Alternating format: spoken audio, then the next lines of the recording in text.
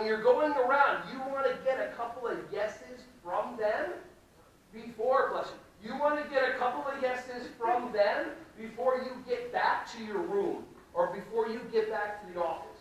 So you ask them different questions.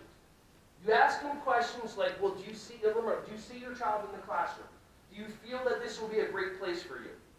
And then as they're saying yes and yes, when you bring them back, first and foremost, always get the deposit, even if it's $50.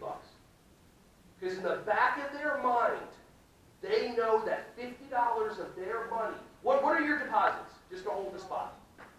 50, 20, okay, right. How would you like to know you put a deposit in and there's $50 of your money floating around somewhere, you're about to walk away from it? That little thing right there will have you make a decision. Because sales dictates that when they walk out without signing something, 80% of the people don't come back. Now, when you're actually touring the person, you get them back into your room, into your office, you want to see if they agree with what you're saying.